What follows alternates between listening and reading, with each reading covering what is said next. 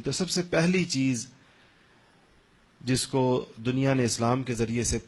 پھر سے پہچانا، یعنی آئی تو تھی دنیا میں، بھیجی تو گئی تھی، مگر اپنی خالص اور اصلی شکل کے اندر محفوظ نہیں تھی. اور اللہ تعالیٰ کا اللہ کا جو بھی پیغام آتا تھا، جو بھی نبی آتا تھا، پیغمبر آتا تھا، اس کی دعوت کی بنیاد اور اساس اسی پر ہوتی تھی. مگر امتیں بہت جلدی اس کو فراموش کر دیا کرتی تھی، اور بہت جلدی اس کا جو صاف اور شفاف چشمہ ہوتا تھا اس کے اندر اور افکار ڈال دیا کرتے تھے، اور خیالات ڈالتے تھے، جس سے وہ میلا ہو جاتا تھا. وہ بنیادی اور اولین اور سب سے اہم ترین دعوت یا وہ تحفہ جو اسلام کی جانب سے انسانیت کو دیا گیا، وہ توحید کی دعوت تھی. توحید دیکھنے میں تو ایک لفظ ہے، کہنے میں ایک لفظ ہے کہ اللہ تعالیٰ کی وحدانیت آپ کے ذہن، لیکن اللہ تعالیٰ کی وحدانیت، اس کی بزرگی اور یکتائی اور اس کی برتری پوری دنیا پر، اس کے ایک یہ زبان کے بول ہیں، اور ایک اس کے نتیجے میں ایک کیفیت ہے جو انسان میں پیدا ہوتی ہے. جب وہ کیفیت پیدا ہوتی ہے انسان میں تو اس کو پتہ چلتا ہے، جس کو ہمارے اردو ادبا کہتے ہیں کہ نشہ توحید سے سرشار ہے، کہ توحید دل و دماغ کے اوپر ایک ایسی کیفیت پیدا کرتی ہے جو انسان کو ہزاروں لاکھوں غموں سے نکال دیتی ہے.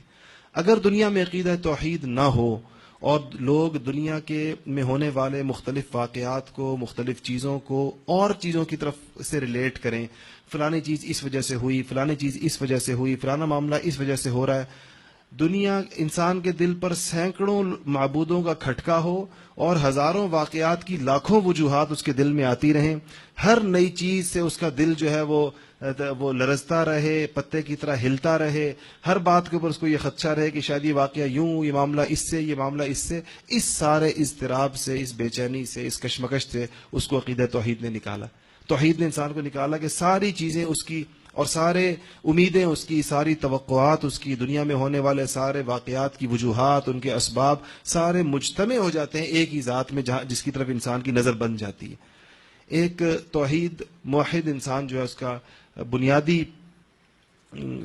فکر جو ہوتی ہے اور اس کا جو بنیادی سوچ ہوتی ہے کہ اس کی ساری امیدیں، اس کی ساری توقعات، اس کی ساری آرزوئیں، وہ ساری سمٹ کر اللہ تعالیٰ کی ذات کی طرف متوجہ ہو جاتی ہیں، اور ہزاروں چیزوں سے وہ بیغم ہو جاتا ہے. ورنہ اگر آندھی بھی چلے تو انسان کا دل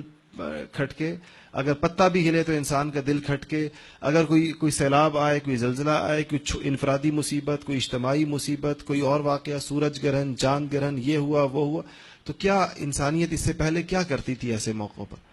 اور کیسی کیسی چیزوں کو اس نے اپنا معبود بنایا ہوا تھا. خود انسان کی اپنی ترقی کو دیکھیں، کہاں سے کہاں تک گیا، خود چاند تک پہنچ گیا، ستاروں کو اس نے کا سفر کر لیا، مگر سجدہ کرنے کے لیے حقیر حقیر چیزوں کو اس نے اپنے سامنے رکھا ہوا. جس اپنی عقل کی اڑان دیکھے کہاں تک گئی ہے، اور لیکن جب معبود بنانے کا وقت آیا تو اس نے پتھروں کو بھی معبود بنایا ہے، اس نے کیڑے اور مکوڑوں کو بھی معبود بنایا. کون سی چیز دنیا میں ایسی ہے آپ بتائیں، کون سی چیز ایسی ہے اللہ کی اس کائنات میں جس کی عبادت نہ کی گئی؟ ہر چیز کو، درختوں کو، سورج کو، چاہے وہ بڑے مظاہر تھے چاہے وہ چھوٹے مظاہر تھے، اس میں پھنسی ہوئی پوری کی پوری انسانیت تھی اس ماحول کے اندر. اور اس کو تسلی تو مل نہیں رہی تھی. یہ تو تھا نہیں کہ اس معبود پر قناعت ہو جاتی، وہاں سے اس کا معاملہ آسان ہو جاتا، وہ تو معاملہ تھا نہیں. اس لیے یہ معاملہ بدل رہا ہوتا تھا، کبھی ادھر کبھی ادھر، لا الہ الا ولا الہ الا. قرآن کہتا ہے کبھی اس طرف کبھی اس طرف، مذبذبین بین ذالک. ایک عجیب انسان پریشانی کے اندر تھا. ایسے میں حضور اکرم صلی اللہ علیہ وسلم ایسا واضح اور صاف عقیدہ توحید لا کر بیان کیا انسانوں کے سامنے کہ جس نے اس کو دیکھا اور جس نے اس کو مانا، اس کا دل اسی وقت تسلی پا گیا کہ ہاں واقعی میری حق تک رسائی ہو گئی ہے، مجھے میری اپنی جگہ مل گئی ہے. اور اس عقیدے میں، اس تصور میں اتنی جان تھی کہ مستشرقین نے تسلیم کیا ہے کہ باقی مذاہب میں بھی عقیدہ توحید اسلام کی وجہ سے اس کی آمیزش آئی ہے. باقی مذاہب میں بھی آپ کو سکھوں کے یہاں پتہ ہوگا کہ سکھوں کا جو ہندوؤں کے ساتھ اختلاف ہوا، اس کے اندر بنیادی وجہ سکھ مت جو ہے وہ ہندو مذہب سے ہی نکلی ہوئی ایک اس کی وہ ہے، اس میں توحید کا مسئلہ تھا. گرو نانک جو ہیں، جو سکھوں کے بانی ہیں جو اس مذہب کے، ان کے بارے میں روایات تو بہت تاریخی روایات بڑی عجیب و غریب اور بڑی مضطرب ہیں، لیکن ان کے بارے میں یہ آتا ہے کہ انہوں نے مسلمان صوفیاء کے ساتھ وقت گزارا تھا، اور جب صوفیاء کے ہاں توحید کا سب سے اونچا مقام ہوتا ہے، ایک صوفی جو ہوتا ہے، جو حقیقی صوفی صحیح معنوں میں ہو، دیکھیں وہ اللہ تعالیٰ ایک ہے، اللہ کا تصور اور اس کی عظمت اور اس کی معرفت، جتنی اس کی پہچان جیسی ہوگی ویسے ہی کیفیت انسان پہ مرتب ہوگی. دیکھیں ایک چھوٹا بچہ اس مجلس میں بچہ بیٹھا ہوا ہے، اس بچے کے سامنے دنیاوی اعتبار سے ایک بہت بڑے سے بڑے آدمی کو آپ سامنے لے کر آئیں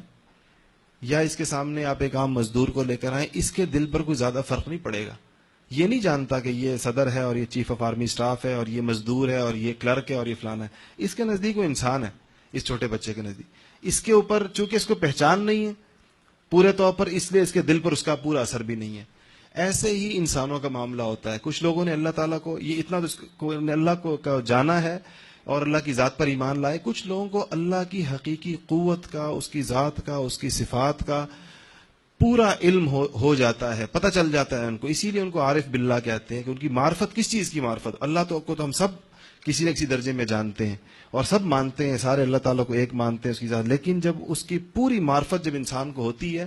اس کی توحید کی نوعیت اور قسم کی ہوتی ہے. وہ پہچان کر جو توحید ہوتی ہے. جس طرح ایک آدمی کسی انسان کو جب جان جاتا ہے، اس کے اختیارات جان جاتا ہے، اس کے مراتب جان جاتا ہے، اس کے درجے جان جاتا ہے، اس کی قوت اور اس کی طاقت جان جاتا ہے، اس کے ساتھ انسان کا رویہ بدل جاتا ہے. ایک عام آدمی آپ کو سڑک پر ملتا ہے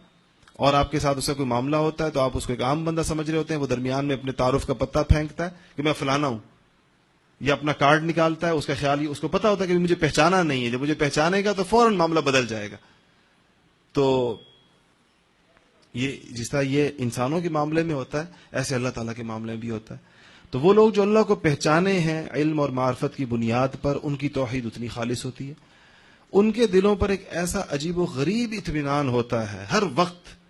اور چاہے حالات جیسے بھی ہوں، جتنے بھی پریشان کن ہوں، وہ اتنے مطمئن ہوتے ہیں کہ ان کو یہ سب پتہ ہوتا ہے کہ کس کے کہاں ہے سارا نظام، کہاں پر کدھر سے چل رہا ہے اور کس طرح ہو رہا ہے سارا کچھ، اور ٹھیک کیسے ہوگا اور بگڑا ہوا کیوں ہے. وہ ساری بات ان کو پتہ ہوتی ہے. ان کا معاملہ پھر عام انسانوں کی طرح نہیں ہوتا جو کہ ہونے والے مختلف واقعات کو مختلف جگہوں سے ریلیٹ کرتے رہتے ہیں. ان کا خیال ہے یہ بات اس وجہ سے ہوئی ہے، یہ معاملہ اس وجہ سے ہوا ہے، یہ معاملہ اس وجہ سے ہوا ہے. اسی لیے ایک بہت بڑے صوفی بزرگ کا قول ہے کہ اگر ہم جس اطمینان اور جس چین اور جس سکون میں ہوتے ہیں، اگر بادشاہوں کو اس زمانے کی جیسے جابر بادشاہ ہوا کرتے تھے کہ اگر بادشاہوں کو پتہ چل جائے تو وہ تلواریں لے کر ہمارے اوپر حملہ آور ہو جائیں گے، یہ چیز بھی ان سے چھیننی چاہیے. یہ کتنے سکون میں اگر انہیں ہماری کیفیات کا پتہ چل جائے. تو یہ جو اطمینان انسانیت کو ملا ہے، یہ جو انسانیت مختلف جگہوں پر منہ مارنے سے بچی ہے اور اس کو ایک اپنے خالق و مالک کی پہچان ہوئی ہے، یہ حضور اکرم صلی اللہ علیہ وسلم کی تعلیمات کا پہلا تحفہ ہے. عیسائیت حفاظت نہیں کر سکی، یہودیت حفاظت نہیں کر سکی اس توحید کی. چند 100 سال بھی حفاظت نہیں کر سکے. نبیوں کے جانے کی دیر تھی، انبیاء دنیا سے تشریف لے کر گئے، انہوں نے عقیدہ توحید کے اندر ملاوٹ کر دی.